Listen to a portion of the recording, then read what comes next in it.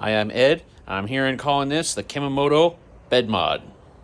So what we're doing here is slicing off the small section of the bed extension, so that way we can fold the Kemimoto bed extension a tailgate up with the seats also fully set up and deployed. So that way we don't have to worry about it. All right, so modification time to this bed extender. What I'm going to do is I've decided to, when I'm looking at this, you have to shave off approximately 25 millimeters off of this in order for it to be able to fold up and be able to, for these to be able to come down and for this to still be able to close.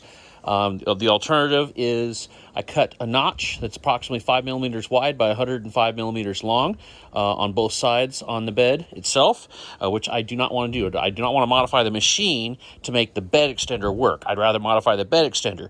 The reason why I'm going to modify this is because this what I'm going to lose is this little top pin notch. And the only reason why that's there is because if I want to go ahead and pull the pin and flip this all the way over, I can lock this thing into the downward position. Well, that doesn't solve the problem that I would still have this bar sitting here, this very top piece here. So if I have something long in here, I would still have this piece that I would still have to traverse with whatever that long object is. So if I have something there, I still have something. I may as well have the other one too. So I'm willing to give up this one piece here in order to have the thing be able to fold all the way up and not modify the machine. All right, so first step here is I measured, previous results for my measurements on the back bed was 25 millimeters was what I needed. So I measured 28 to give me just a little bit more of an edge threshold for clearance. So next thing I'm going to do is I'm going to go ahead and pull these pins and go ahead and use my Allen key, pull these bolts off, remove the back gate. I've already marked my line. I'll go ahead and pull out my my cutter with metal blade on here, and I'm just going to go ahead and slice right through for 28 millimeter on the side here, and that should allow me to go ahead and put the Kemimoto tailgate bed up in the with the back seats up as well. Okay, so I've already sliced the 28 millimeters off of this, so this is a lot better, but I'm still not at my latches. So the only way I'm going to be able to make this work is by still cutting into the bed to be able to make this get all the way up there and be able to latch and close. I won't have to cut it as much, but I'm still not happy about this. Yay. All right, so best I can figure now is it's roughly 50 millimeters long, roughly 5 millimeters wide. So I'm going to start off with drilling a small little hole at the top and the bottom of each one of these little sections, and then grab my little jigsaw, and then just go ahead and connect the dots, and then hopefully this will solve this problem. I'm not happy about having to cut into the bed at all, but this is what it's going to take in order for this to be able to close up all the way. Okay, so what I've determined is you can only modify this so far before it gets to the point where the top bar here, which is right here, is still going to cause interference, and you're still cutting into the bed of the side-by-side. So the only way around this is to try to lower it. So what we're going to do now is I have enough room back here where I can drop this down. So I'm going to go ahead and make this hole bigger, the same size as this, and then I'm going to go ahead and slice across the top of this to give myself this extra room here. All right. Okay, so what I did here is once I got this set, temporarily put the screws in, drop this down, basically as far as I can get this to go, kind of a comfortable position for this. There we go. And then took a Sharpie, reached in here and kind of marked it top, bottom, so I can go ahead and line this up both sides, so I can go ahead and figure out where the hole is going to go for the bottom pin.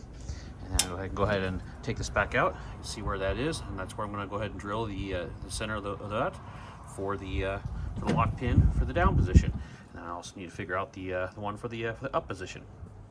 All right, so now that I have my holes moved for at least for a fully down position, I still need to do my one for the up position.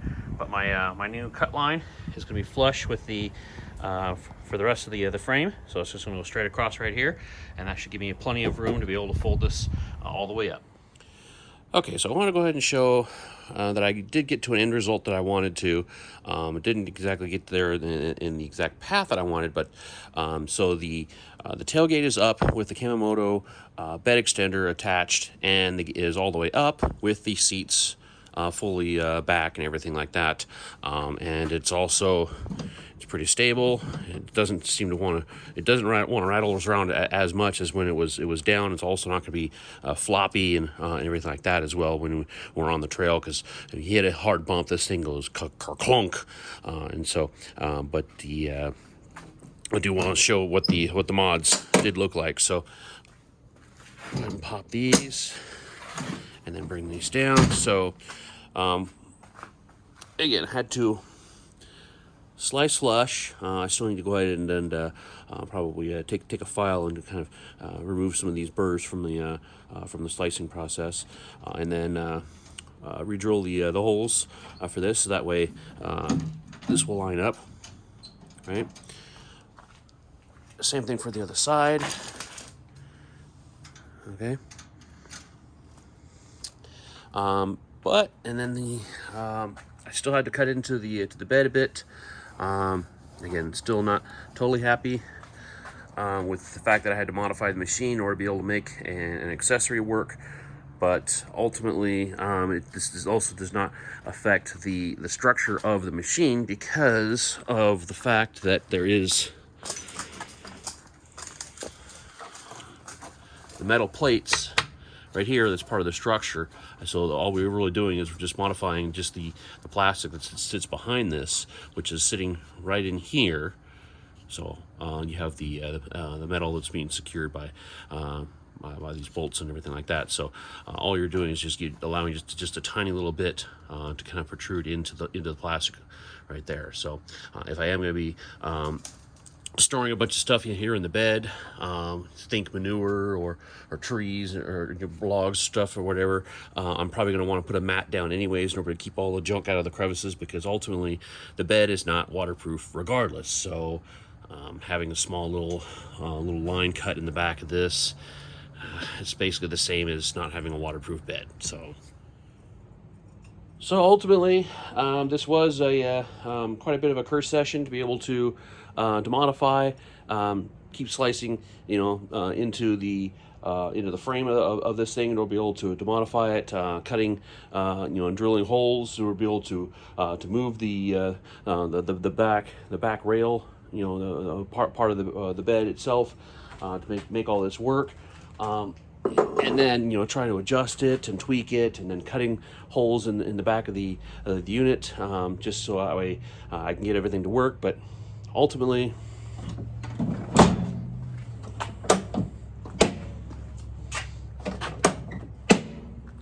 mission accomplished. Was the curse session worth the $200 in savings instead of buying the more expensive unit? That's up for debate. This is partly the reason why I even did this video, so that way you guys can kind of evaluate for yourself. Is the cost savings versus curse session worth it for the ability to get the Kemimoto bed extension to be able to work on a Pioneer 1000-5? So if this was helpful, please hit the like and subscribe buttons. Check out some of the other how-to tutorials, and happy riding.